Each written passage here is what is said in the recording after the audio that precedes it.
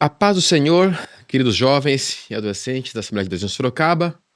Uma alegria muito grande nesse dia para nós, receber aqui nessa mesa, nessa nossa primeira entrevista, um convidado muito especial. Esse convidado, ele é fundador de um ministério que tem impactado milhares de pessoas no Brasil e fora do Brasil. Tive o prazer de conhecê-lo já há aproximadamente há uns 10 anos mais ou menos, por meio de um amigo também chamado Felipe, que integra a mesa comigo aqui. Uma Isso bênção, aí. obrigado por ter vindo estar com a gente, companheiro. Deus abençoe Amém, mesmo. amém. Por meio desse Felipe, eu pude conhecer o convidado, que já vou apresentar a vocês, e foi uma bênção. Eu fui atender o convite dele. O assunto que seria tratado quando ele me convidou era questão de sexo, masturbação. Aí eu falei, vou lá, vai, vou ouvir de novo. Eu que já tô, Mais com todo uma vez, respeito, né? careca Mais de uma ouvir, né? vez. É verdade. Cheguei lá, gente, fui impactado por uma palavra muito especial, muito marcante, que sempre me fez rever os conceitos sobre este assunto. Nosso pastor convidado é o pastor Felipe Bentley, que tem fundado o ministério Vida Pura. Esse ministério foi fundado no dia 12/8/2016. Ele é casado com a nossa irmã Flávia. Ele é pai da Helena e da Lara. E quero que você receba com muita alegria nossos bem-vindos ao pastor Felipe, que integra essa mesa para essa entrevista. Meus irmãos, muito obrigado pelo convite e por podermos tratar desse assunto, né? Ainda é um tabu, mas graças a pessoas como vocês aí, ele tem se tornado cada vez mais popular e alcançado pessoas, né? O que é o mais importante. Então, muito obrigado pela oportunidade. Obrigado, pastor, por ter aceitado estar com a gente. É uma alegria para nós, muito grande mesmo. Amém. O Ministério Vida Pura é um ministério cristão interdenominacional. Ele cuida do trato de consumo de pornografia e masturbação através de uma abordagem neurológica e espiritual centrada no Evangelho. É isso. Vamos aqui conversar com o nosso pastor, algumas perguntas que faremos a ele e vamos aqui aproveitar o máximo possível do nosso convidado. Para nós é uma alegria muito grande. Pastor, se voltássemos ao tempo, especificamente no dia 12/7/2016, portanto, um mês antes de se fundar oficialmente o Ministério Vida Pura, e o senhor pudesse se encontrar com o pastor Felipe Bentley, e o senhor pudesse dar um conselho para ele, que conselho o senhor daria? Nossa, eu falaria para ele que ele tivesse um pouco mais de fé e acreditasse um pouco mais naquilo que Deus pode fazer, porque esse Felipe aí não acreditava em absolutamente nada. Não tinha a menor noção de tudo que viria pela frente. E se alguém me falasse naquela época, olha, você vai viver isso, isso, isso, isso, eu ia falar, não, você tá louco. Isso daí foi só uma profetada e até parece que essas coisas vão acontecer, então eu não acreditaria. Mas era que eu pudesse falar pra ele, eu falaria, cara, tenha mais fé, mano. Creia mais em Deus. Isso, pastor, que coisa. Pastor, assim, é possível uma pessoa servir a Cristo, ser engajada na obra de Deus, sinceramente amorosa? Ela até canta, sim, eu amo a mensagem da cruz. E ainda assim, E chora. e chora. Me ama ele. E ainda assim, ela sofrer com o vício da pornografia, pastor? Cara, isso aí é a minha história, né? Então eu nasci num lar cristão, cresci nesse ambiente, né? Passei por todas as fases dentro da igreja, todas as salas e tudo mais. Comecei a tocar no grupo de louvor com 12 anos e foi na mesma época que eu tive meu primeiro contato com pornografia. Então eu comecei a viver essa vida paralela, né? De consumo de pornografia, masturbação e envolvido já com o ministério de louvor na igreja. Então, eu sou um exemplo claro de que isso é possível, né? Eu me considero um cristão, de fato, mas escravizado nessa época, né? Na imoralidade sexual. Começou de uma maneira muito sutil e aquela coisa assim, quando eu quiser parar de ver, eu paro. Não, isso aqui não tem muito problema não, daqui a pouco não vou ver mais. Até o dia que eu comecei a falar assim, não, é a última vez, é a última vez. Como sempre, né? É a O última vício é vez. assim, né? É, O vício começa assim. desse jeito. E por que é tão difícil a pessoa se ver como uma pessoa viciada em pornografia? Eu acho que, primeiro que o pecado sexual dentro da igreja, ele é visto de uma maneira diferente como outros pecados. Ou seja, é um agravante. E usar essa palavra vício junto ainda, nossa, torna algo que eu sou essa pessoa, eu me tornei isso. É vergonha em cima de vergonha. É medo em cima de medo, né? Que imagina só se alguém descobre que eu estou envolvido com essas coisas. Então você vai, por si só, tentando se livrar da situação, começa a perceber que não é tão simples assim, começa a ver que não é uma questão de, eu não vou mais fazer, porque no final você acaba fazendo de novo. Uhum. E aí você começa a entrar numa paranoia de, poxa, será que Deus não quer me libertar? Será que Deus não olha para mim? Será que Deus não ouve as minhas orações? E aí essa culpa misturada com o medo e com a vergonha vai levando você a essa negação de não, mas eu não sou essa pessoa, eu não sou essa pessoa. E quanto mais eu nego, mais eu me afundo. E quanto mais eu nego, menos eu procuro a ajuda de alguém. Uhum. E eu continuo me afundando cada vez mais. Então, eu acho que as pessoas hoje elas têm medo dos rótulos. Uhum. É melhor que vocês achem que eu sou um cara legal do que vocês descobrirem o que de fato eu faço no secreto. Só que a gente se esquece, né, que Deus sabe de todas as coisas. Uhum. Deus está sondando todas as coisas. Então a gente muitas vezes prefere ser bem visto pelos homens, mesmo que isso nós estamos sendo rejeitados por Deus de certa maneira, né? Estamos andando numa contramão daquilo que professamos com os nossos lábios. Agora, e a quantas andam, pastor, na sua percepção, o preparo? Agora, o nosso público tem muitos líderes e jovens adolescentes.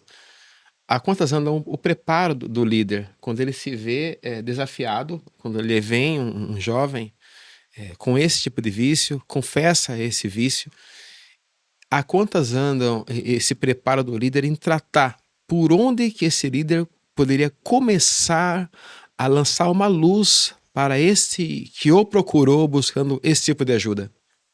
É uma coisa que é recorrente nesse tempo de vida pura, quase 10 anos, é as pessoas dizerem assim: eu não confio em ninguém da minha igreja para eu falar que eu tenho esse problema. Então isso é uma coisa que me choca. Ué, na sua igreja não tem ninguém que você confia a ponto de falar sobre isso? Então parece que os líderes eles não estão demonstrando preparo para lidar com a questão sexual.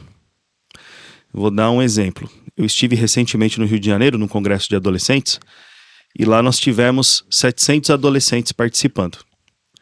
E quando eu pedi para os líderes levantarem a mão, 700 adolescentes, quantos líderes regionais e de cada congregação a gente vai ter ali, né? Sim. Quando eu pedi para os líderes levantarem a mão, só tinha 3 líderes presentes no meio de 700 adolescentes. Então, assim, a falta de preparo do líder tem impedido que esse canal de comunicação de esperança, como você falou, seja aberto. Uhum. Por onde que os líderes deveriam começar? Estudando. Estudando mais sobre o assunto, entendendo a dinâmica do coração em relação ao vício, entendendo a dinâmica do cérebro em relação ao vício, para dar respostas mais concretas. Porque qual foi a grande ideia de estruturar o Vida Pura? Esse é o meu testemunho de vida. Quando eu fui confessar o meu pecado sexual, as pessoas só viraram para mim e falaram assim: você tem que orar, você tem que ler a Bíblia. Eu sei que eu tenho que praticar as disciplinas espirituais, mas eu tô morto espiritualmente. Como que morto espiritualmente eu vou praticar as disciplinas espirituais? Eu continuava Não tem tocando no força, louvor né? da igreja. Não tenho força. As pessoas viam aquele cara que tocava no louvor da igreja e falavam assim: não. Imagina, quando eu falei a primeira vez que meu problema era esse, nossa, foi aquele alvoroço, né? Então, infelizmente, outro problema. Aquele alvoroço, todo mundo fica sabendo. Não há um sigilo em tratar a coisa, Sim. né? Um Sem cuidado, causar. né? Um cuidado com aquela pessoa que já está ferida de uma certa forma, né? Não sabem onde procurar. Até um relato breve aqui sobre como eu descobri, eu cheguei até o ministério, foi porque naquela época, em 2018, tinha muitos líderes. Eu estava à frente de um trabalho na época que tinham muitos líderes que me procuravam falando, né? Falando, cara, eu tô passando por esse problema. Eles estavam com esse Os problema. próprios líderes, Os né? próprios líderes. E eu, na época, falava, cara, fala com o seu pastor dele. Falava, o pastor é meu pai. O pastor é meu pai. Eu não Desculpe. tenho como Não falar. temos essa opção. Eu não tenho muito como falar pro meu pai que eu tô. Se eu falar, acabou tudo. Então, daí eu juntei um pessoal, foi onde nós procuramos uma Legal. ajuda e foi onde nós encontramos o Ministério Vida Pura. É importante isso aí, que né, quando você falou dos líderes, eram os líderes envolvidos, né? Uhum. Hoje a gente tem um dado estatístico que 38% das pessoas que procuram Vida Pura são pastores, missionários, ministros de louvor, professor de escola bíblica, lideranças aí de homens, mulheres, jovens, adolescentes, pessoas envolvidas no serviço. Muitas 38%. A gente recebe em média de 50 a 60 pedidos de ajuda por dia. Aí você começa a fazer essa matemática aí. É muita gente envolvida na liderança. Só que desses 38%, não dá 5% que entra no nosso programa de restauração. Olha. Nossa. Então, assim, os líderes, eles precisam também se permitir ser tratados ou aprender para poder conseguir levar isso para outras pessoas, né? Com Se vê como alguém doente, né? também. Porque é muito difícil. Esse rótulo, né? Que se virar. Ainda mais quando você tem um título, um cargo, uma posição. Aí parece que vai complicando ainda mais. Falam que não tem pecadinho nem pecadão, mas parece que é tem. um pecadão esse aqui, né? Sim. É um pecadão. É um pecado difícil de. É um pecado que ele traz uma ramificação de pecados gigantesca, né? Vai trazendo, porque traz mentira, traz. Não, é uma gama de pecados muito grande, né? E vai tá lá no casamento também, né? Não imaginam que vai mais. Parece tudo bem, normal, mas vai se casar e tudo. E lá na frente, nos dois lá, de alguma forma, esse ritmo de vida vai interferir lá na cama do casal. E lá é onde ele vai ter muito. As consequências se virão, né, desse fato. Há um ensino terrível no meio cristão, que quando vai falar de pornografia, masturbação, fica aquela coisa assim, quando casar vai resolver esse problema. E não vai. O problema ele vai só se agravar. Hoje, nós temos aí no Instagram do Vida Pura, por exemplo, dos nossos seguidores, 68% são mulheres. Nossa, a maioria é mulher. Por quê? Porque são esposas em busca de respostas para os maridos. Então elas se casaram e após o casamento descobriram que esses homens tinham problemas com pornografia e masturbação. Descobriram porque uma pessoa que consome pornografia e se masturba, ela não consegue manter uma vida sexual.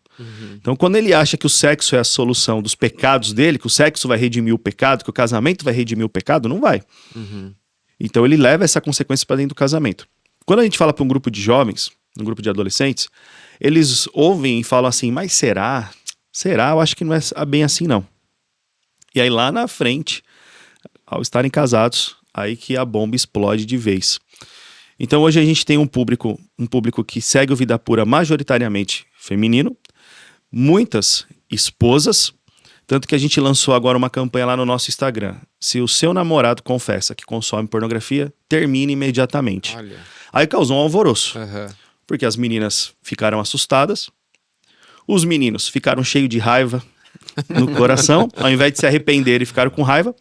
Mas quem fomentou tudo isso foram os relatos das esposas, falando para as meninas, olha, eu já estou casada com um homem que consome pornografia, descobri dentro do casamento, e meu casamento tá assim, assim, assim, assim, assado. E aí começaram a fomentar toda essa discussão as próprias esposas. E eu não tô falando de pessoas só de, sei lá, mais de 10, 15 anos de casado. Elas estão lá? Estão. Mas eu tenho relato de pessoas com 3, 6 meses de casamento. Olha. Na faixa dos 24, 25 anos. Casamento abalado. Que fica assim, pastor, pelo amor de Deus, eu posso me divorciar? Agora você volta lá no seu pastor e discute essa questão com ele. Mas pessoas assim, ó, de 24, 25 anos. Nossa. Que já as meninas já, pelo amor de Deus, eu preciso me livrar dessa relação. E os rapazes, ao invés de se arrependerem, se submeterem a um processo de restauração, aí eles preferem bater de frente com o nosso trabalho. Aí preferem vir e ficar com raiva. Não é com raiva, meu amigo, não é com raiva que você tem que ficar, você tem que se arrepender, você tem que buscar ajuda, buscar ser restaurado.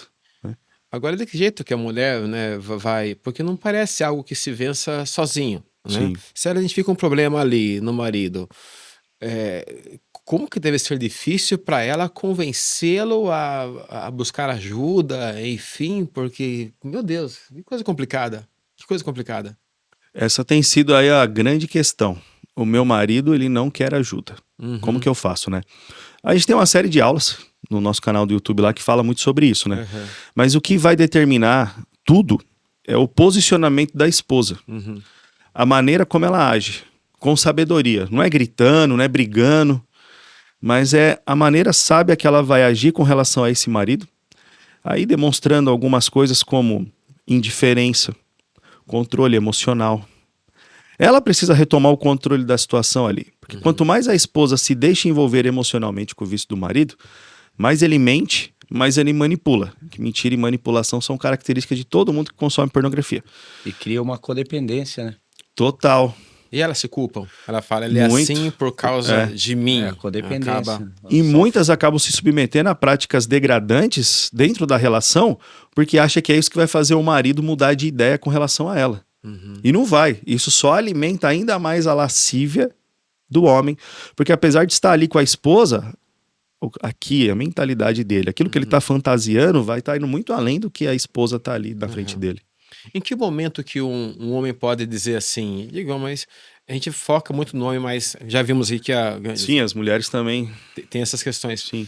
Mas em que momento que a pessoa fala assim, pera, parou tudo, eu preciso me tratar. Cheguei num ponto que eu sou uma pessoa que é viciada nessa questão e eu preciso resolver isso.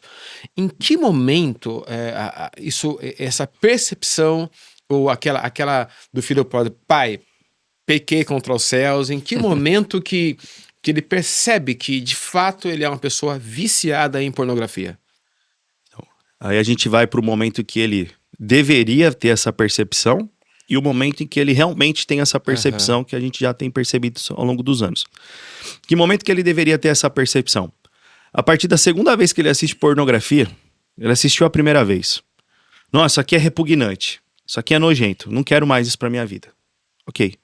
Assistiu pornografia. Ficou excitado. Ou ficou excitada, que é coisa de mulher também, como você mesmo já falou. E ainda é um tabu muito grande entre os homens, muito mais entre as meninas. E as meninas estão sofrendo demais com relação a isso. Essa nova geração hipersexualizada. A gente pode se aprofundar daqui a pouco. Assistiu pornografia. Ficou excitado. Voltou para consumir de novo. Já é hora de ligar o alerta. Neurologicamente, as alterações já começaram a acontecer. Já começaram. Espiritualmente, nós estamos pecando. É um pecado de Já imoralidade. abriu um portal aí, né? Então a gente está andando em desobediência, andando em pecado e fisiologicamente mudando o funcionamento do nosso cérebro. A partir do segundo contato com pornografia. Então se você já está aí há 1 mês, 2 meses, 3 meses, 5 anos consumindo pornografia, que a média mundial hoje para o primeiro contato é entre 6 e 8 anos de idade, então vocês começam a trabalhar com os adolescentes aqui com qual idade? 12 anos. 12. Geralmente. Então, se eles começar com 8 tardiamente hoje, já são 4 para 5 anos consumindo pornografia. Então, já passou da hora de começar a tratar sobre o assunto. Então, esse é o momento que deveria. Mas quando de fato procura ajuda? Quando perde tudo. Então, é quando chega naquele ponto que o apóstolo Paulo fala lá em 1 Coríntios, que ele fala assim no capítulo 5. Olha, tem um cidadão aí na igreja que está tendo relação sexual com a madrasta. Pega ele, coloca ele para fora, entrega o corpo dele a Satanás para que a alma se salve. Então parece que as pessoas precisam passar por essa situação, por essa experiência terrível, para poder de fato parar e falar, eu preciso de ajuda. Então a gente tem lidado com pessoas que só pedem ajuda quando de fato perdem um casamento, perdem um emprego, passam uma vergonha. É o fundo do poço. Tem que chegar no fundo do poço, senão não... Isso entristece muito, sabe? A gente faz todo um trabalho de conscientização para que você não chegue nessa situação. Cara, vamos antes disso. É agora. Você que tá ouvindo, é agora. Esse é o momento.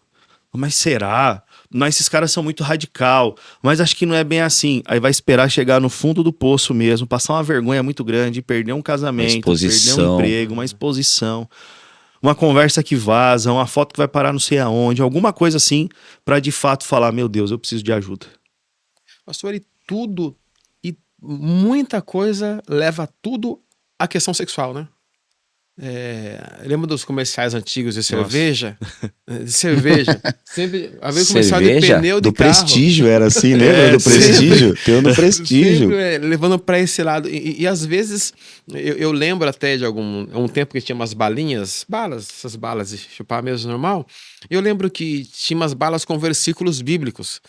E eu tinha medo porque a gente lia o versículo, dava o versículo para alguém, mas eu tinha medo de compartilhar alguns versículos com alguém por conta dessa mente já sexualizada, né? Porque tinha uma balinha que o versículo era assim: Deus ama aquele que dá com alegria. Imagine isso numa classe de quinta série, Nossa. e isso, o que não poderia virar, Sim. né? Então, porque tudo é para isso, tudo leva para a questão sexual, o dinheiro, a fama, as coisas, tudo leva para esse lado. Então, quer dizer, como lidar com isso, né? Com uma geração que a mente dela só geração pensa... sexualizada. Tinha uma personagem na antiga, né? Que só pensa naquilo, né? Ela dizia, né? Mas parece que é bem isso, só pensa naquilo, né? A gente tinha o constrangimento de, às vezes na nossa época, o ficar, né?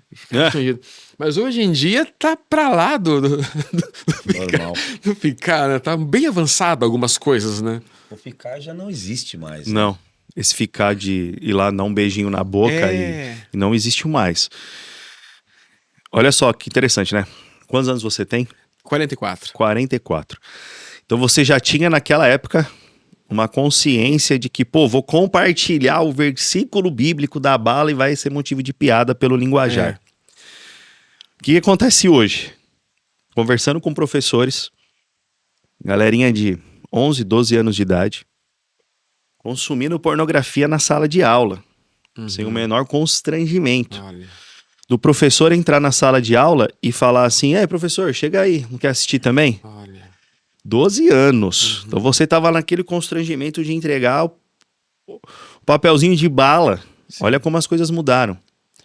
Outra coisa, eu recebi um contato de uma coordenadora de um colégio cristão de São Paulo, que ela me falou o seguinte: nós temos aqui um caso de uma menina de 12 anos de idade que tá filmando os amigos no banheiro. Olha. O que esses amigos estão fazendo no banheiro? Estão tendo relação sexual com 12 anos de idade. E ela tá filmando e tá passando o vídeo para outros amiguinhos da sala. Olha como a coisa evoluiu. Ou degradou, né? Degradou. Então é impressionante. E aí nós olhamos para os pais hoje. Quem são os pais de hoje? Somos nós, que crescemos naquela cultura sexualizada, da banheira do Gugu, aquelas coisas todas. E não conseguimos tratar de sexualidade com os nossos filhos. E quando vem um caso como esse, fala assim: não, meu filho jamais, meu filho não está envolvido nessas coisas. Gente, é só a gente olhar para nós mesmos o que foi a nossa juventude lá atrás e o quanto a gente foi bombardeado. Hoje é muito pior. Então essa negação dos pais atrapalha demais na questão de prevenção, na questão de uma restauração de uma idade mais precoce, que isso, o trabalho é muito mais fácil do que depois ter que remediar tantas outras coisas que acontecem no decorrer dos anos. Então a coisa mudou demais. Hoje eu lido com essa faixa etária tendo relação sexual. O ficar era ir lá dar um beijinho. Eu lembro que eu ia tocar em outras igrejas, né? Tocava no louvor, assistindo pornografia a semana inteira, tocava no louvor. Nosso grupo de louvor era convidado para tocar em outras igrejas da região, a gente ia tocar. Era um prato cheio para ir lá conversar com as meninas, dar um beijinho escondido em algum canto da igreja, e ir embora, acabou. Hoje não. Hoje é relação sexual mesmo. Né? Hoje em dia, casar virgem. Isso é um conceito que praticamente não existe. Então, assim, a degradação ela está avançando a níveis muito rápidos, que daqui 5, 10 anos a gente vai estar vendo coisas aí que vai ser... E pra galera vai ser assim, normal. E o acesso muito fácil, né, pastor? Total. Como era difícil pra gente acessar algo pornográfico naquela época, né? Tinha questão da locadora, às vezes o inferninho ficava separado. O inferninho separado, a revista. A revista no revista jornaleiro, era difícil comprar, né? A própria vergonha de comprar alguma né? coisa. Meter a cara numa banca, assim. Você tinha que se expor, né? Agora não, agora é aqui, né? Tá na mão, tá na mão. Uma mãe falou assim pra mim, falou assim: pastor, meu filho é uma bênção. não me dá nenhum trabalho. É sempre o Monteiro Lobato que dizia, né? Para retrato de bom filho, não acredita em pintor pai. Ele dizia. Aí ela falou assim: meu filho, é uma bênção, pastor, não dá trabalho nenhum, olha e tal. Ele fica só no quarto com o celular, não dá trabalho nenhum. Meu Deus. Minha irmã do céu, você não imagina onde é que esse filho tá uma hora dessa, né? Meu Deus, Nossa, tá muito longe. Ele tá muito longe. não dá trabalho ele nenhum. Ele tá em qualquer lugar, menos no quarto.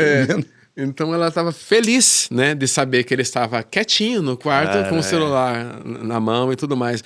Mas como que tá fácil o acesso a tudo isso, né? A tudo Total. isso, a tudo Eu isso. tava vendo esses dias hoje uma das maiores estratégias do diabo, eu considero assim, é esses jogos, esse Roblox, esses... Nossa, é verdade. Né? E agora tem personagens sexualizados do Roblox, né? Sim. Que vem as menininhas e o pior, você não sabe quem é que está controlando, né? É um bando de... Se é um pedófilo, se é Sim. um... E tá lá os personagens sexualizados ali, os jobs, né? As meninas do jobs lá, Sim. os job girls lá, as meninas de trabalho. E que coisa, e até a semântica das coisas vai mexendo, né? Porque não era job que falava, né? Não. Era prostituição mesmo, não, hoje não, job, né? E se você falar Ficou job... bonitinho até, né? Job. E se você falar job, a minha mãe não vai saber o que é. Mas fala pro menino de 8 anos de idade. Exatamente. Ele sabe. Ele sabe. Ele sabe. Eu tive uma experiência, né? Hoje, pela misericórdia e graça de Deus, nós temos vida pura no Japão. Olha. E o que aconteceu com a nossa experiência lá no Japão? Os pais brasileiros foram morar lá, há 30 anos atrás, tiveram os filhos lá no Japão. E essas crianças cresceram lá. E eles falam português e japonês. Os pais, por mais que moram há muitos anos lá, só falam português. Comunidade brasileira, igreja de brasileiro, no trabalho o povo já é acostumado a empregar brasileiro, então ele fala só o básico do básico. O que os filhos fazem? Os filhos conversam em japonês para que os pais não saibam o que eles estão conversando, o que eles estão armando, o que eles vão fazer. Só que aí você fala assim, são duas línguas diferentes, né? E ali eles estão aprontando várias. E eu tive algumas reuniões com eles lá e eles falam, pastor, a gente conversa mesmo para ninguém saber o que a gente está falando. A gente pode estar falando na porta da igreja que ninguém sabe. Porque eles estão falando em japonês, o povo não entende. Só que isso não é só para duas línguas diferentes. Essa questão que você falou aí.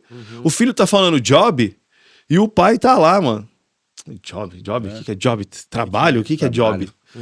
Não se liga que ele tá falando de prostituição. Olha. Uma geração já não tá se comunicando com a outra. E não adianta, eles estão totalmente interligados e eles sabem muito bem do que tá acontecendo. Sabe, eles se comunicam de uma forma na cara dos pais e os pais não veem. Na nossa escola lá, é uma escola de artes marciais e os pais ficam ali na recepção com os filhos e eles ficam ali conversando, né? E os filhos jogando. E os filhos se comunicando entre eles e eu só escutando, falando, meu, na cara do pai. Na cara, e os pais lá. Os pais sorrindo, meu filhinho tá aqui, ó. Olha aí no projeto aqui, Olha aprendendo a arte lindo, marcial. né? E os filhos ali, ó. No caminho certinho. Nossa, É terrível, muito difícil. terrível. Que tempos difíceis, não, pastor? Que tempos difíceis são esses, né? Paulo fala de tempos trabalhosos. É um trabalho físico, é um trabalho social, é um trabalho espiritual, é um trabalho intelectual, é um trabalho de pensar de novo, né? De repensar a nossa prática cristã, nossos trabalhos, a fim de abordar tantos assuntos tão pertinentes.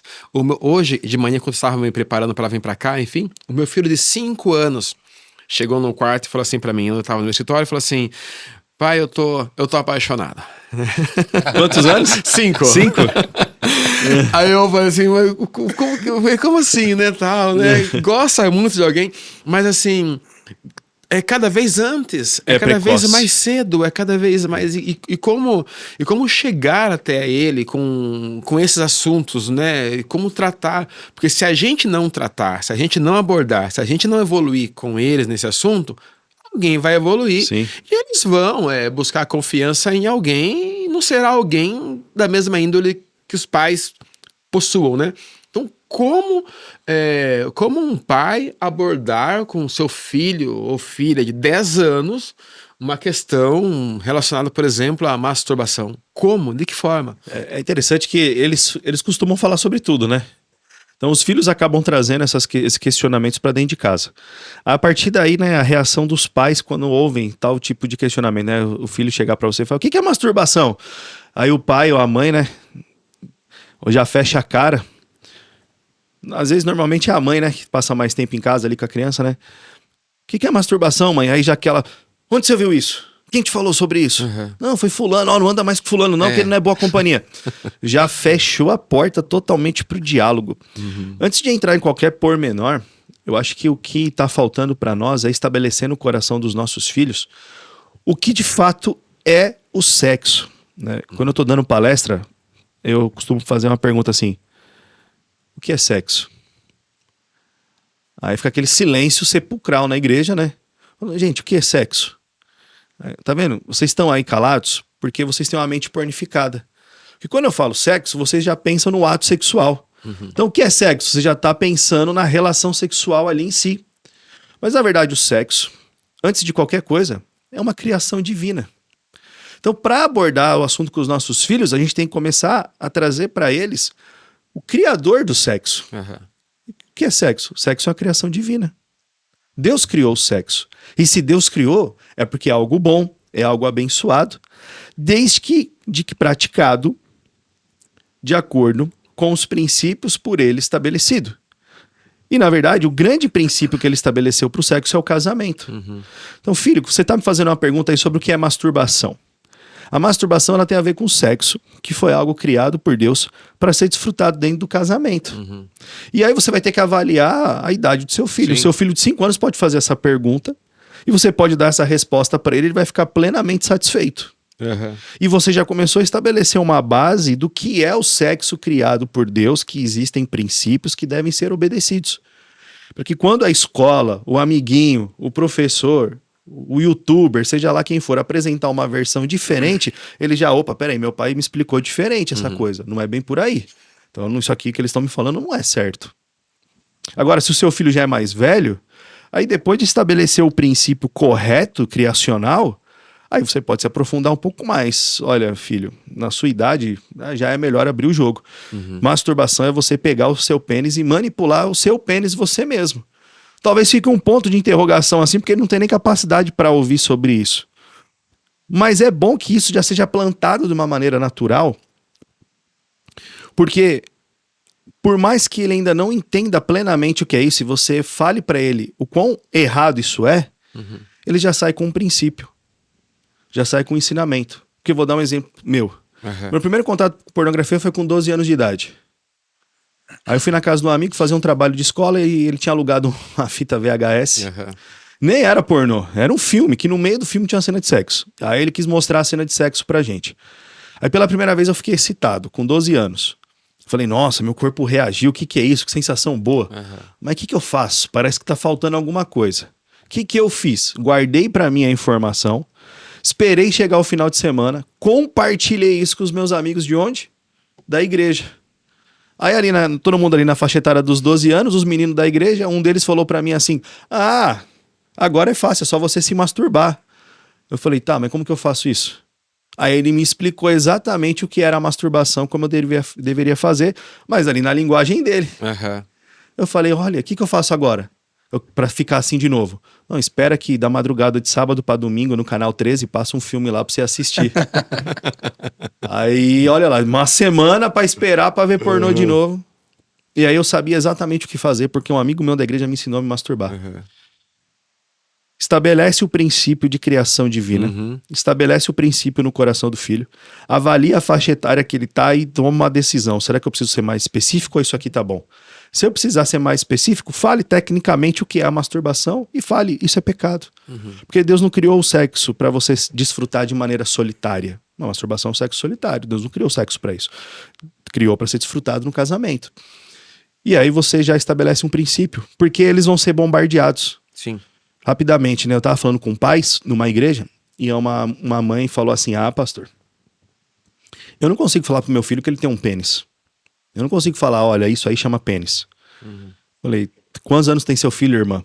Aí ela falou assim, 14. Olha. Falei, irmã, com 14 anos, ele já aprendeu uns 49 termos pejorativos pra pênis na escola. Há muito tempo. Já foi, já tá atrasado, essa conversa já tá ultrapassada. A irmã tá com vergonha agora de coisas que seu filho... Se ele falar tudo que passa na cabeça dele, tudo que ele ouve, a irmã vai ficar Já escandalizada. E não vai conseguir Sim. estabelecer um diálogo, porque quando o pai se assusta, o filho olha e fala, eita, melhor não tocar nesse Melhor assunto não mais voltar. com ele. Eu vou conversar com quem conversa naturalmente isso comigo. E lá fora sempre tem um pra conversar naturalmente Sim. essas coisas com a gente, né? Às vezes a gente dá muita ênfase para a prática, para o que fazer e o não fazer, enfim.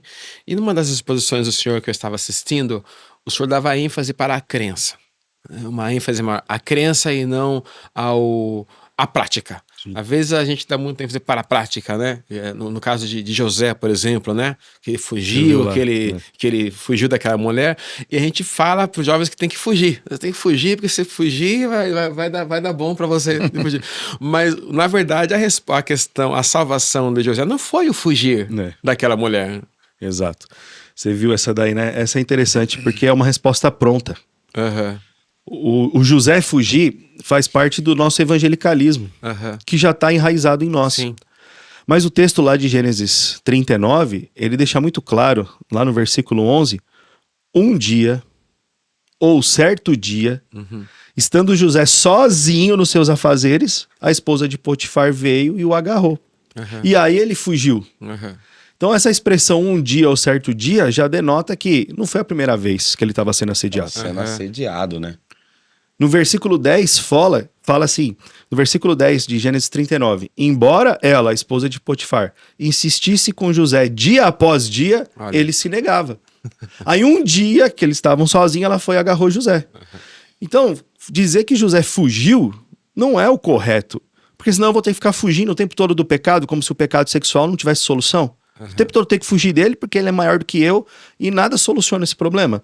Não, ele só fugiu porque naquele dia não teve outro jeito. Mas ele já estava sendo assediado durante muito tempo. Aí, os versículos anteriores trazem a resposta que quando ela chama José, José olha e fala, olha, o meu senhor Potifar, seu marido, não me negou nada. A não ser a senhora que é a mulher dele. Ele não se preocupa com nada, só com a comida que ele tem no prato.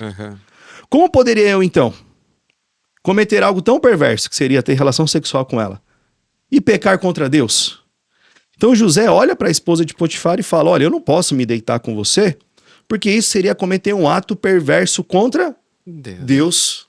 Então a convicção de pecado de José leva ele a viver uma vida de obediência. Então o que acontece? As pessoas olham para o comportamento. Olha, pornografia, masturbação. Eu não posso ir pornografia, não posso me masturbar. Tá sempre olhando pro comportamento. E tá todo mundo em volta falando, você não pode ver pornografia, você não pode se masturbar, olha, você não pode conversar assim com as meninas ou assim com os meninos. Tá sempre olhando pro comportamento. Só que toda vez que a gente foca no comportamento, a gente não tem resultado nenhum. Por quê? Nós somos seres pecadores. O comportamento, ele é fruto direto dos nossos desejos, das nossas emoções e dos nossos sentimentos. Então eu sinto desejo, eu vou lá e faço. Eu fico triste, eu vou lá e faço. Eu fico ansioso, eu preciso fazer alguma coisa para ir contra a minha ansiedade. Por exemplo, tem gente que come muito quando fica ansioso. Então a gente busca algo para trazer alívio para as nossas dores. Então, comportamentos são resultados diretos de desejos, emoções e sentimentos. Então vamos trabalhar o desejo da pessoa, vamos trabalhar o sentimento. Irmãos, é um trabalho sem fim. Porque ainda habitando nessa natureza caída, a gente vai continuar tendo desejo, vai continuar tendo emoções, vai continuar tendo sentimentos. O que vem antes disso tudo? É a crença. A crença, ela é poderosa para moldar comportamentos, apesar dos desejos, das emoções e dos sentimentos. Então, por mais que José pudesse estar ardendo de desejo por aquela mulher, ele não se moveu pelo desejo, ele se moveu pelo que ele cria. E cristianismo é isso. Cristianismo é a gente viver pelo que crê, não pelo que vê, nem pelo que sente. Então a nossa crença molda o nosso comportamento, apesar dos nossos desejos. Eu costumo falar assim, né? Vocês estão vendo alguma asa de anjo em mim? Alguém tá vendo algum asa diante de mim? Ó, que você tinha que ter os olhos espirituais mais aflorados, hein? Orando um pouco, tá orando um pouco. Não. Ou seja, eu nunca mais na minha vida tive vontade de ver pornografia? Não, tive. 8 anos de casado, nesses 8 anos, eu nunca tive um problema com a minha esposa que eu olhei assim e falei, caramba, era melhor estar solteiro. Cara, essas coisas vão acontecer. Mas o que eu creio precisa ser tão enraizado a ponto de moldar o meu comportamento, apesar do meu desejo, da minha emoção ou do meu sentimento. Então a crença molda comportamento. A gente trabalha no Vida Pura, esse é amadurecimento espiritual. Porque o amadurecimento espiritual ele vai além do pode ou não pode. Né? Tem muito isso. Eu posso fazer isso, eu posso fazer aquilo, eu posso fazer isso, eu posso fazer aquilo. A gente tem que sair desse universo do pode ou não pode. O pode ou não pode é muita imaturidade. Então eu posso ir até aqui, ó. Se eu vim aqui, eu ainda não tô pecando, pastor. É até aqui que eu posso vir, porque daqui eu vou cair, eu vou pecar. Não, esquece isso, cara. Não é questão de pode ou não pode. A questão é de relacionamento com Deus, de relacionamento com Jesus. Porque esse amadurecimento espiritual, ele me livra desse pode ou não pode, e ele me capacita a tomar decisões que vão além disso. Eu consigo obedecer e as minhas ideias já são outras. Não é questão de poder ou não poder. Eu não vou fazer. Eu nem quero. E se amanhã eu quiser, ainda assim, a verdadeira liberdade é a capacidade de dizer não. As pessoas falam assim, olha, você tem que ser livre, né? Você tem que dar vazão para os seus desejos. Mas se você fizer tudo que você sente, tudo que você sente vontade, se você for lá e fizer, você não é livre, você é escravo dos seus próprios desejos. A verdadeira liberdade consiste em dizer não para as coisas. Não fazer tudo que você deseja. Fazer tudo que deseja é ser escravo dos próprios desejos. Então esse amadurecimento espiritual molda comportamentos. A gente tem que parar de focar no comportamento das pessoas, parar de focar nos desejos, nas emoções e nos sentimentos, no sentido de solucionar o problema. A gente tem que trabalhar mais a crença. E aí eu vou dar um outro exemplo. Sei que eu tô me estendendo mais rapidinho. Mas é isso, é o senhor que tem que falar aqui. Ó, 40% das pessoas que nos procuram declaram desejos homossexuais. Olha. 40%. Antes eu costumava dizer que era a maioria de homens casados. E era. Porque acharam que o casamento ia redimir o desejo homossexual. Só que hoje, isso é uma realidade um pouco diferente, porque essa faixa etária, 11, 12, 13, 14 anos, é uma galera na escola que tá todo mundo se declarando bissexual. E você precisa estar no movimento para ser aceito, senão você vai começar a ser rejeitado e vai ter que pagar um preço. Então é uma galera que tá muito em dúvida da sua própria identidade. Só que vamos pegar esses 40% que chegam no Vida Pura que relatam ter desejos homossexuais. Qual o contrário da homossexualidade? Primeira pergunta que eu faço. Qual o contrário da homossexualidade? Hétero? Então, essa é a resposta comum. Sim. A heterossexualidade. Mas não é. O contrário da homossexualidade não é a heterossexualidade. É a santidade. Porque não adianta nada eu ser hétero e ser promíscuo. Entendi. Não é a heterossexualidade que redime os meus pecados. É a santidade que redime os meus pecados. Não são os héteros que verão a Deus. São os santos que verão a Deus. Sim. Né? Andréa Vargas costuma dizer que a heterossexualidade cobre uma multidão de pecados. Então se lá tem o rapazinho que tá saindo com todas as meninas da igreja, tá todo mundo olhando pra ele e falando assim, esse menino não tem jeito.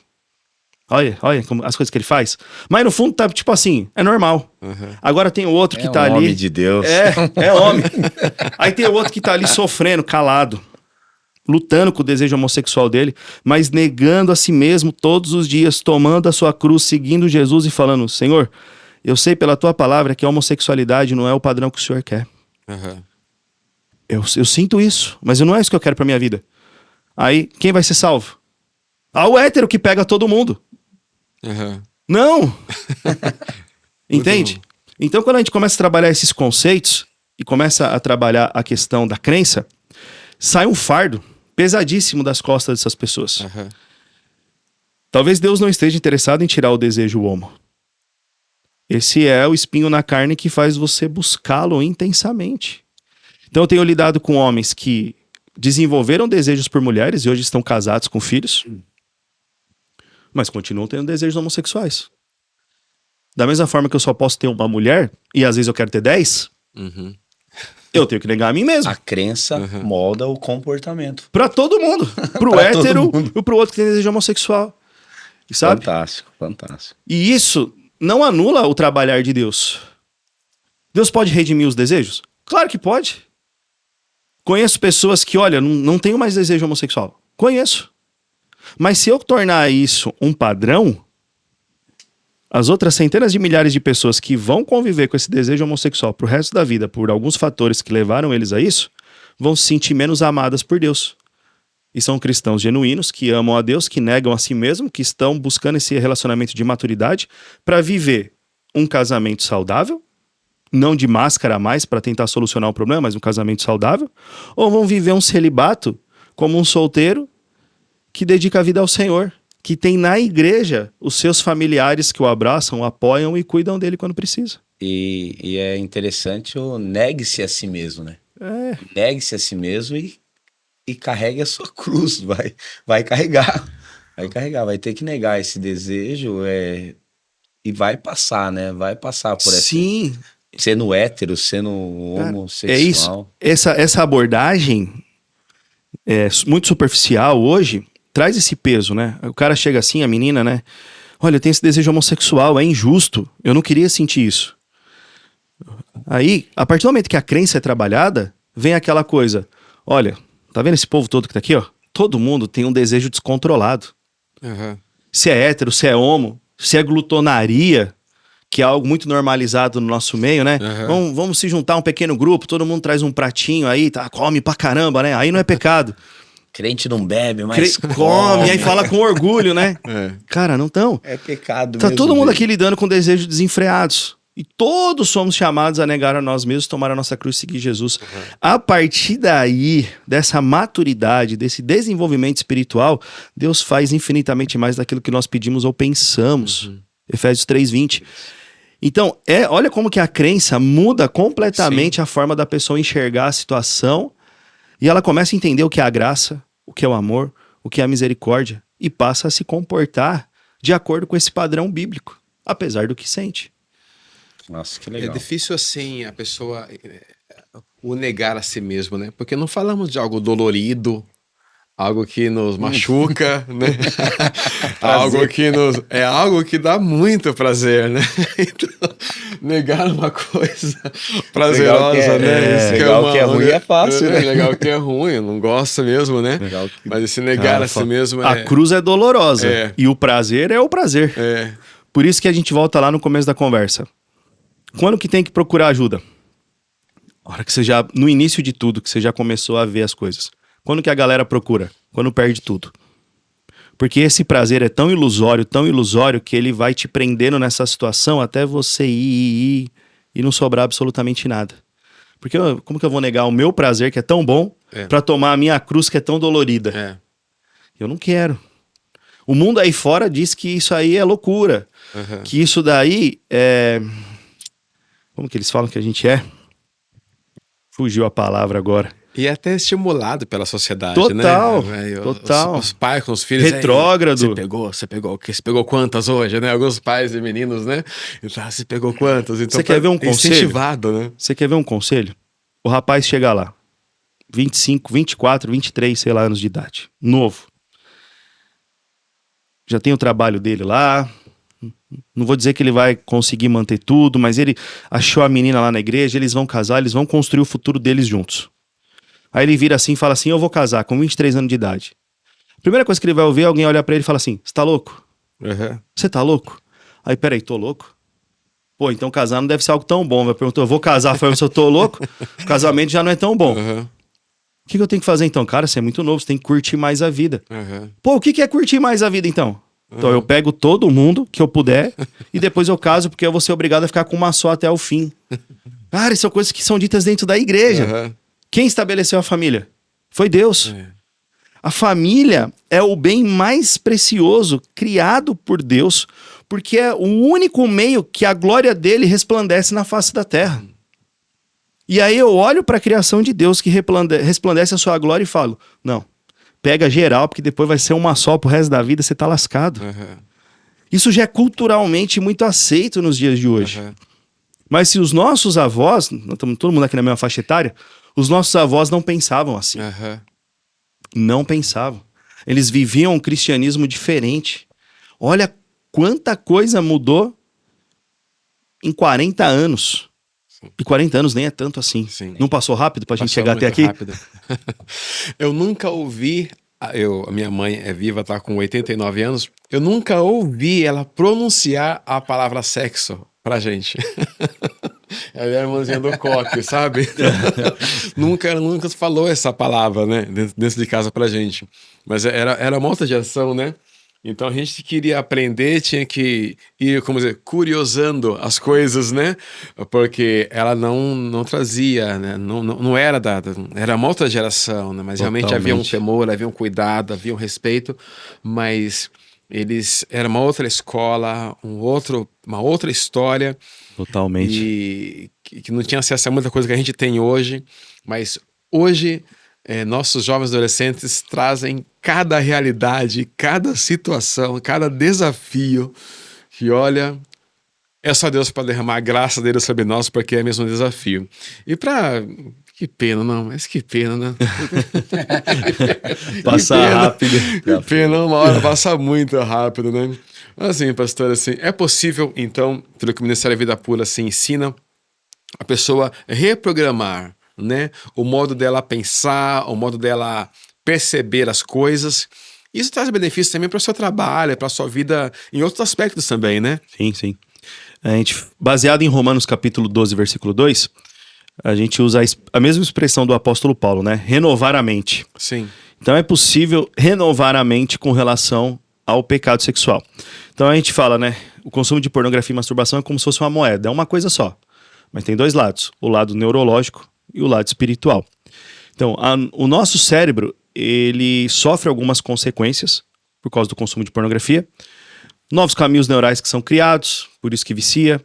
O atrofiamento dos neurônios, principalmente na região do córtex pré-frontal. Então, quando o cérebro atrofia, principalmente na região aqui atrás da testa, isso implica nas nossas capacidades cognitivas, no nosso desenvolvimento profissional, isso implica nas nossas compulsões, então a gente, por isso que quer cada vez mais, na impulsividade, a gente começa a não medir mais as consequências dos nossos atos. Essa é a parte neurológica. Tem os gatilhos, que são criados no nosso cérebro, e qualquer coisa, até uma garrafa de água como essa pode se tornar um gatilho para o desejo sexual. N problemas. Do outro lado é o lado do caráter, da idolatria do coração, do pecado. Então nós temos que tratar essas duas frentes. É possível tratar? Totalmente, senão nem eu estaria aqui falando com vocês depois de 12 anos afundado na imoralidade como eu estava. Da mesma forma que o cérebro cria novos caminhos neurais, ele pode substituir esses caminhos neurais. Os neurônios atrofiados podem se desenvolver de novo. Os gatilhos criados podem desaparecer. E a idolatria do coração pode ser quebrada, o caráter pode ser restaurado. Para tudo existe restauração e a gente chama isso de renovação da mente. O Vida Pura faz isso através do seu programa, que é o programa de renovação da mente. Ele é totalmente online. Só que a grande ideia nossa não é ficar trazendo pessoas pro programa.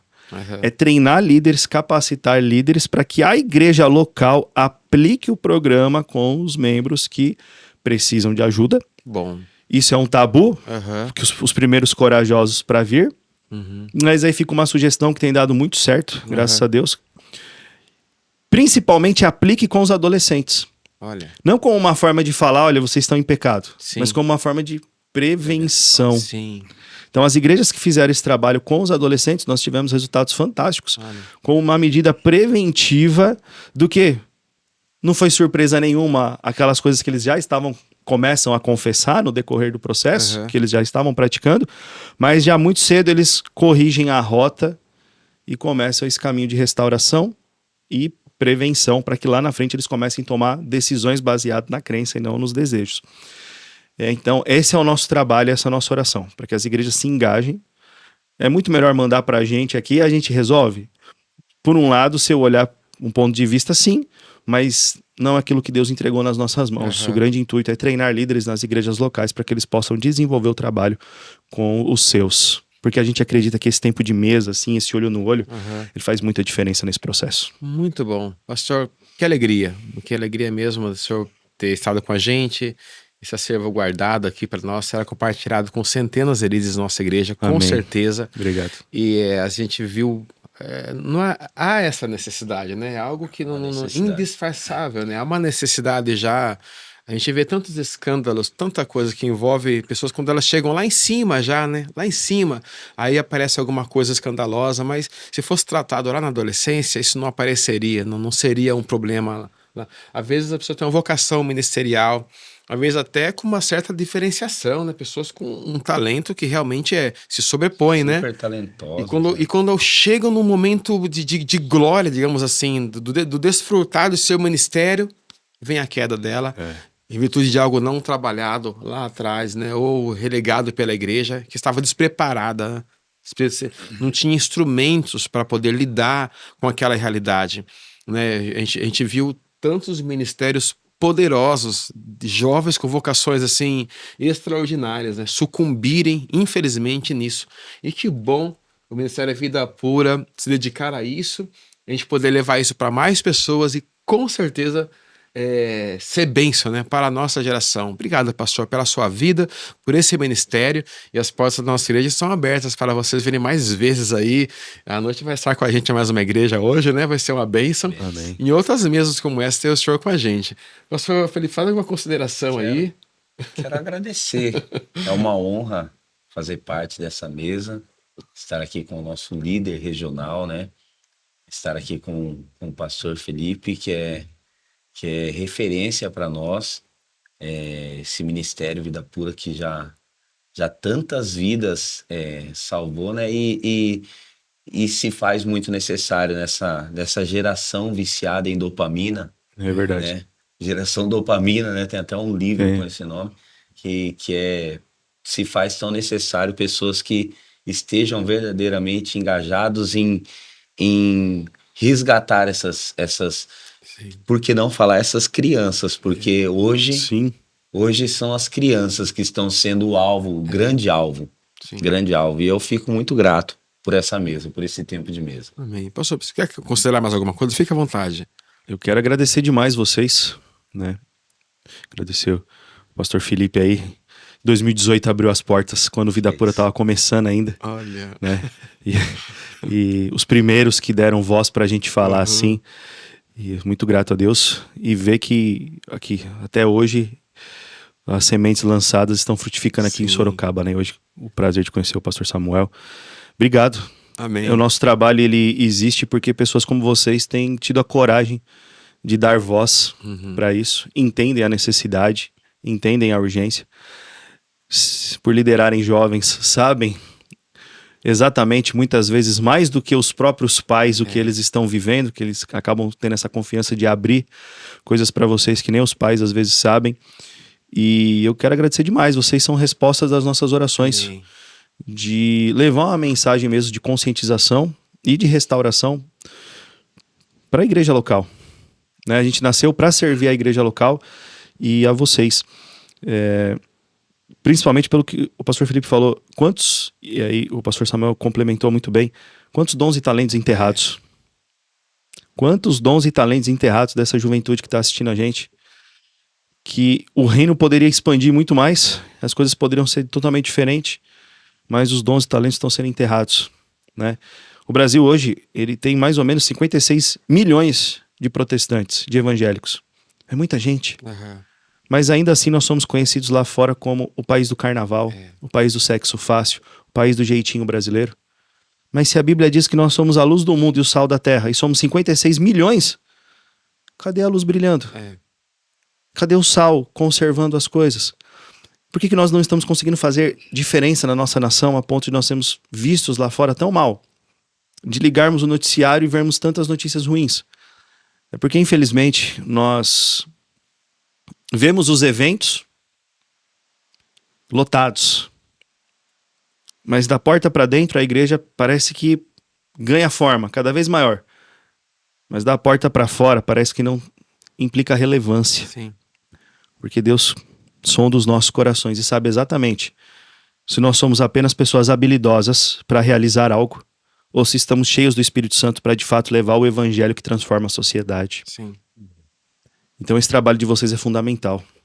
Pegar essa juventude, irmãos, meninos e meninas, sem nenhuma vergonha, peçam ajuda. Nós precisamos desenterrar os dons e talentos que o pecado sexual está enterrando. Eu tocava no louvor. Com 21 anos de idade eu já pregava.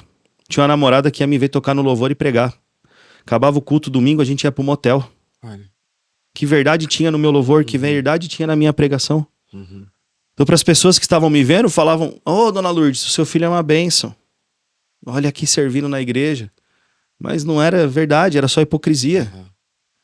Então, assim, existe um caminho de restauração e ele precisa ser vivido. Nós precisamos desenterrar esses dons e talentos, avançar o evangelho na nossa nação e, de fato, fazer a diferença na nossa sociedade.